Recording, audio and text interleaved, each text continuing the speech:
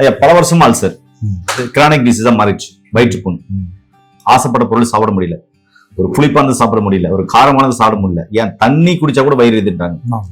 இதுக்கு உங்ககிட்ட நிறைய பேர் குணப்படுத்திட்டு இருக்கீங்க. நான் வரும்போது கூட வெளியே பார்த்து பேசினேன். என்ன மாதிரியான மருந்து கொடுத்து குணப்படுத்துறீங்க? பொதுவா அல்சர் வர்றதுக்கு காரணங்கள் நிறைய இருக்கு. மசாலா உணவுகள் அதிகம் சாப்பிடுறது, ஜீரணிக்கிறதுக்கு கடினமான, இப்போ எல்லாத்துக்குமே ஒரே மாதிரி ஜீரண சக்தி இல்லை. சிலருக்கு ஜீரண சக்தி குறைவா இருக்கும்.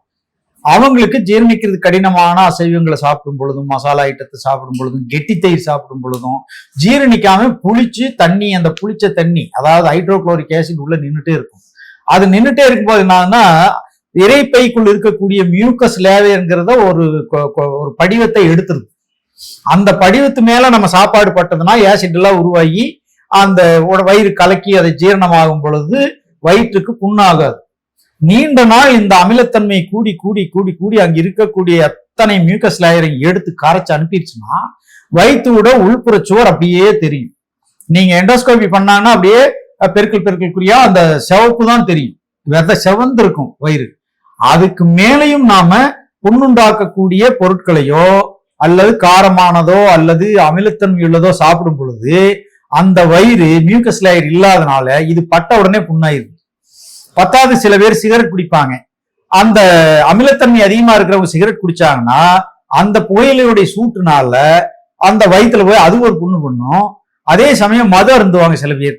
அந்த மது அருந்துறதுனாலையும் அந்த மியூக்கஸ் லேயர் இல்லாத வயிற்றுக்குள்ள மது போச்சுன்னா அப்படியே எங்கேயாவது புண்ணு பண்ணிட்டே இருக்கும். அரிச்சரிச்சு எடுத்து அந்த வயிற்றுடைய திக்னஸை குறைச்சு எங்கேயாவது ஒரு 1000 பேருக்கு ஒருத்தர் வயிறு ஓட்டம் கூட ஆயிருது. இப்படி இவங்க சொல்ல வந்தாவது கட்டுப்பாடு இல்லாம இந்த தண்ணி போடுறதுனால இந்த அல்சர் இருக்கிறவங்க.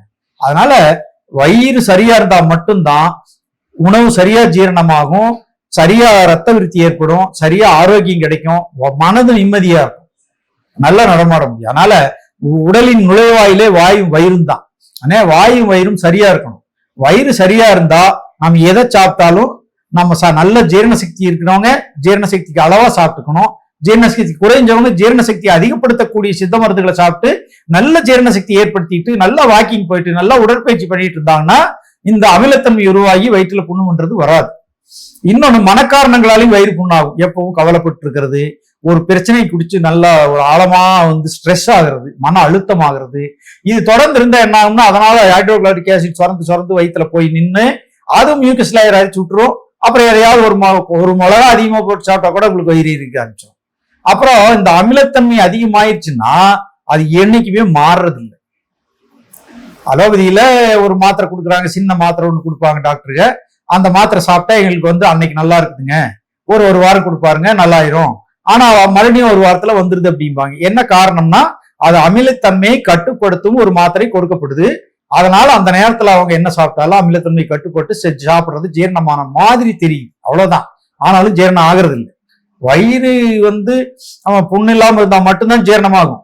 நீங்க புண்ணு இருக்கிற வயிற்றுக்குள்ள சாப்பாடு எவ்வளவு மென்மையான மோர் சாதம் சாப்பிட்டாலும் அது ஜீரணிச்சு சேராது. இல்லைன்னா வயிறு உப்பிக்கும். எதை சாப்பிட்டாலும் வயிற்றுல எரிச்சிக்கும், புளியேப்பம் வரும், நெஞ்சு கறிக்கும்.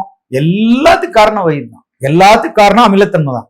அமிலத்தன்மைக்கு காரணங்கள் நேரம் தவறி சாப்பிடுறது, 9:30 மணிக்கு மேல தூங்காம இருக்கிறது, வாக்கிங் எக்ஸசைஸ் பண்ணாதது, மனம் அழுத்தத்தோடையும் கவலையோடையும் குழப்பத்தோடையும் எரிச்சலோடையும் கோபத்தோடையும் இருக்கிறது. இந்த விஷயங்கள் எல்லாமே அமிலத்தன்மை அதிகப்படுத்தி நமக்கு புண்ணாக்கிடும். வயிறு புண்ணாச்சுன்னா அப்புறம் ஒண்ணுமே நிம்மதியே இல்லைங்க வாழ்க்கையில. அதனால வயிற்ற புண்ணில்லாம வச்சுக்கிறதுக்கு என்னென்னவெல்லாம் முடியுமோ பண்ணுங்க. நம்ம வாழ வந்ததே மகிழ்ச்சியா வாழ்ந்துட்டு போறதுக்கு தான் இந்த பூமிக்கு. மகிழ்ச்சியா வாழ்றதுக்கு என்ன உண்டோ அதை மட்டும் பண்ணுங்க. தூக்கப்படுத்தும் நிகழ்வுகளையும் கோபப்படுத்தும் நிகழ்வுகளையும் தவிர்த்துருங்க. அதனால நமக்கு ஒரு பிரயோஜனம் இல்லை. அதனால நம்ம நல்லா இருக்கிறதுக்கு என்ன வழி, நாம ஆரோக்கியமாவும் சந்தோஷமாவும் வாழ்றதுக்கு என்ன வழின்னு பாருங்க. உடல் கெட்டா மனம் கெட்டுரும், மனம் கெட்டாச்சுன்னா நிம்மதி கெட்டுரும். அதனால உடம்ப பராமரிங்க. உடம்ப நல்லா பராமரிச்சு நல்ல சந்தோஷமா நல்ல உணவு சாப்பிட்டு சந்தோஷமா இருங்க.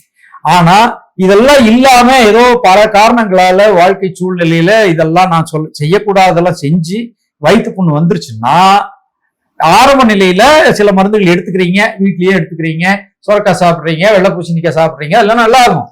ஆனாலும் முத்தி போய் கிரானிக் ஸ்டேஜுக்கு வந்துருச்சுன்னா அல்சருக்குன்னு தயாரித்து இருக்கக்கூடிய இந்த மாத்திரை மென் துவர்ப்பு பொருட்களால் ஆனது. துவர்ப்புல கடும் துவர்ப்பு மலத்தை கட்டும், மென் துவர்ப்பு புண்ணாற்றும். சூப்பர். அதனால மென்துவர்ப்பு பொருட்களா சேகரிச்சு குணபாடத்தின்படி அதை ஒன்று சேர்த்து உள்ள கொடுத்தோம்னா என்னன்னா அந்த மென்துவர்ப்பு மியூக்கஸ் லேயரை உருவாக்கும் நாளடைவுல. மென்துவர்ப்புனா ஒரே ஒரு உணவு இல்ல ஒரு மூலிகை சொல்லுங்களேன். ரோஜா பூவே மென்துவர்ப்புங்க. சூப்பர் சூப்பருங்க. அப்படி மென்துவர்ப்பு நிறைய இருக்கு. அது அந்த மென்துவர்ப்பு பொருட்களை எல்லாம் ஒண்ணு சேர்த்தணும். அதிமதுரம் மென்துவர்ப்பு, அதே சமயம் அது இனிப்பாகவும் இருக்கும். அப்புறம் அமிலத்தன்மையும் குறைக்கும். அப்புறம் நெகிழ்வுத்தன்மையை அதிகப்படுத்தும். ஈரத்தன்மையாவே வச்சிருக்கும் குடலை, அது அதிமதுரம்.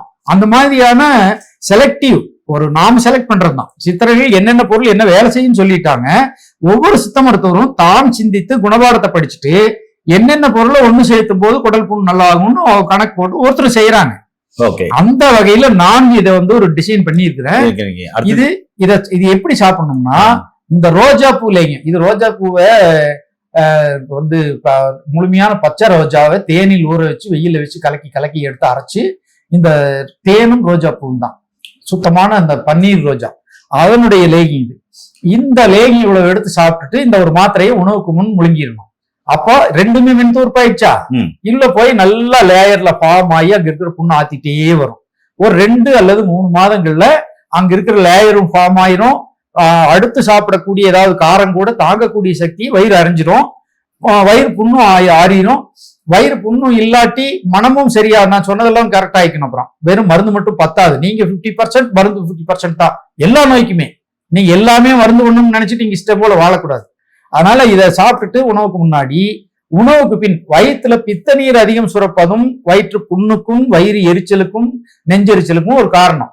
அதனால நாம என்ன பண்றோம்னா, இந்த பித்த நிவாரண சூரணத்தை உணவுக்கு பின் 1 ஸ்பூன் வாயில போட்டு தண்ணி குடிக்க சொல்றோம். அல்லது இதை காலை 6 மணிக்கு 1 ஸ்பூன் 1 டம்ளர் தண்ணீர் போட்டு நல்லா கொதிக்க வச்சு, நல்லா கொதிச்ச வர வடிகட்டி ஒரு டீ மாதிரி கூட குடிச்சுக்கலாம். அப்படியே பால் இல்லாம. வேணும்னா கொஞ்சம் பால் சேர்த்திக்கலாம். அப்படி 2 வகையிலும் உபயோகிக்கக்கூடியது இந்த பித்த நிவாரண சூரணம். இது நிறைய வேலை செய்யும். அதை பத்தி பேசுவோம். இப்ப அல்சர் உள்ளவங்களுக்கு உணவுக்கு முன் 1 மாத்திரை 1 ஸ்பூன் லேகியம், காலை இரவு 2 வேளை.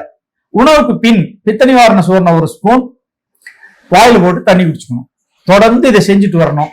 கூட என்ன பண்ணலாம்னா, மியூக்கஸ் லேயர் உருவாக்குறதுக்கான வீட்டில் இருக்கக்கூடிய ஒரு பொருள் என்னன்னா வெந்தயம். வெந்தயத்தை நைட்டே 1 ஸ்பூன் எடுத்து கொஞ்சம் ஒரு 1/2 டம்ளர் தண்ணி ஊற்றி கழுவிட்டு மறுபடியும் 1/2 டம்ளர் தண்ணி ஊற்றி மூடி வச்சிடணும். காலையில் எந்திரிச்ச உடனே அந்த வெந்தயத்தை ஸ்பூன் எடுத்து கொஞ்சம் கொஞ்சமா வாயில போட்டு நல்லா மென்னு முழுங்கி சாப்பிட்டோம்னா அது மியூக்கஸ் லேயர் உருவாகிறதுக்கான காரணமா காலையிலேயே அமைஞ்சிடும் நமக்கு. அந்த வெந்தயம் அது மட்டும் செய்யறது இல்ல, இதய ரத்தநாள அடைப்புகள் ஏற்படுத்தக்கூடிய கொழுப்பையும் கரைக்குது, சர்க்கரை நோயையும் ஒரு கட்டுப்படுத்துது, இன்னும் பல பயன்களை அந்த வெந்தயம் கொடுக்குது. அதனால எல்லாருமே இந்த பிரச்சனை இல்லை, எல்லாருமே இந்த 3 பிரச்சனை உள்ளவங்களும் காலையில நைட் வெந்தயத்தை ஊற வச்சு காலையில சாப்பிடுறது மிக மிக நல்லது. அதை சாப்பிட்டுட்டு இதையும் சாப்பிட்டுக்கணும். காரம் இல்லாம சாப்பிடணும். அடுத்து புளிச்ச தயிர் புளிச்ச மோர் சாப்பிடவே கூடாது. இட்லி சாப்பிடவே கூடாது. தோசை சாப்பிடவே கூடாது. அதனால நம்ம நல்ல ஒரு அந்த புளிப்புத்தன்மை இல்லாத உணவுகளா செலக்ட் பண்ணி சாப்பிடணும். இது எப்படின்னா, இந்த கிரானிக் ஸ்டேஜ்ல இருந்து நீங்க ஒரு நார்மலுக்கு வர்ற வரைக்கும், நீங்க நார்மலுக்கு வந்துட்டா அப்புறம் என்ன வேணாலும் சாப்பிடலாம், அது வேற விஷயம். ஆனா வெயில் காலம் வந்தா மோர் வேணும். அந்த மோர் எப்படி இருக்கணும்னா, நேத்து நைட்டு பொறை ஊற்றி இன்னைக்கு காலையில சிலிப்பி வெண்ணெய் எடுத்துட்டு அந்த மோர் சாப்பிட்டா நிச்சயமா ஒண்ணும் பண்ணாது. பிரிட்ஜ்ல வச்சு சாப்பிடுறது, 2 நாள் அப்படியே பிரிட்ஜ் இல்லாதவங்க ஒரு பாத்திரத்துல வச்சிருந்து அடுத்த நாள் மோர் சாப்பிடுறது எல்லாமே புளிப்பு தான். எந்த புளிப்பு போனாலும் அசிடிட்டி அதிகமாகும், அல்சர் அதிகமாகும். நீங்க மோர் நல்லதுன்னு நம்ம நினைக்கிறோம். ஆனாலும் அல்சர் அசிடிட்டி கிரானிக் பேஷண்ட்டுக்கு முளிச்ச மோர் கூட கெட்டதுதான். எந்த புளி சுத்தமாவே விட்டுறணும். இந்த மாதிரி பத்தியம் இருக்கணும். புளிப்பு சுவை விட்டுறணும், மசாலா விட்டுறணும், கடின உணவுகள் அசைவ உணவு விட்டுறணும். இவ்வளவு விட்டுட்டா லேசான உணவுகள் மென்மையான உணவுகளா புளிப்பு ஏற்படுத்துறதா சாப்பிட்டுட்டு இந்த மருந்து சாப்பிடும் பொழுது 3 மாதங்கள்ல அல்சர் குணமாயிரும், அசிடிட்டி குணமாயிரும். அசிடிட்டி குணமாகறதுக்கு மிக முக்கியமான இன்னொன்னு, நீங்க என்ன பண்ணணும்னா, மன பிரச்சனைகள் இல்லாம இருங்க, மகிழ்ச்சியா இருங்க. உங்களால மகிழ்ச்சியா இருக்க முடியலையா, சாயங்காலம் 5 மணிக்கு நீங்க எந்த மதத்தை சேர்ந்தவங்களோ அந்த கோயிலுக்கு போங்க. போய் அங்க உட்கார்ந்துருங்க. அங்க மகிழ்ச்சி இருக்கும். அந்த மகிழ்ச்சி எடுத்துட்டு வந்துருங்க. போய் உங்களுடைய பிரச்சனைகள் எல்லாம் மறந்துருங்க. எல்லாருமே மன அமைதிக்கான ஒரு இடம் ஒவ்வொருத்தருக்கும் தோணும்.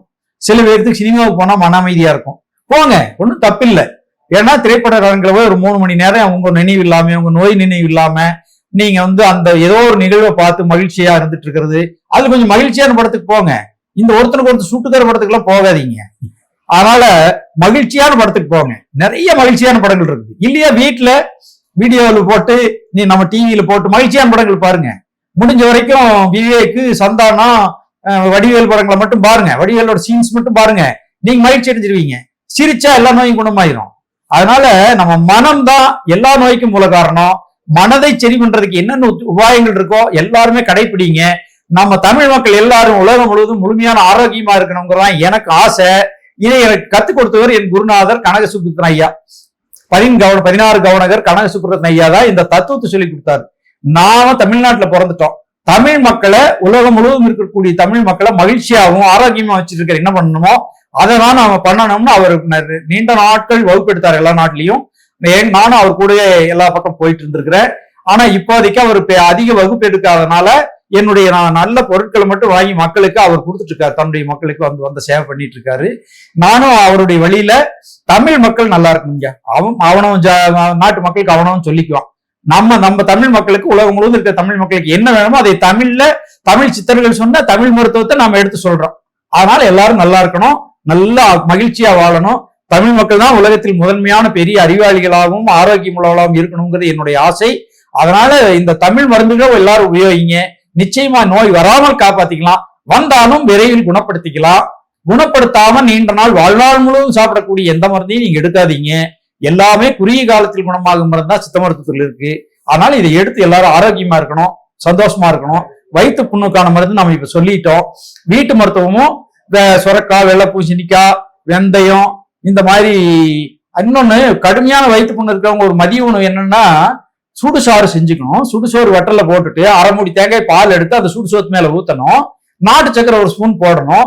பிசைஞ்சு சாப்பிட்டாச்சுன்னா, மத்தியானம் சாப்பிட்டாச்சுன்னா ஒரு 3 நாள் சாப்பிடுங்க, வயிற்று புண்ணு நல்லாயிரும். அப்போதைக்கு நம்ம மருந்தை சாப்பிடும் போது உணவு முறைக்கு சொல்றேன், இதோட உணவு.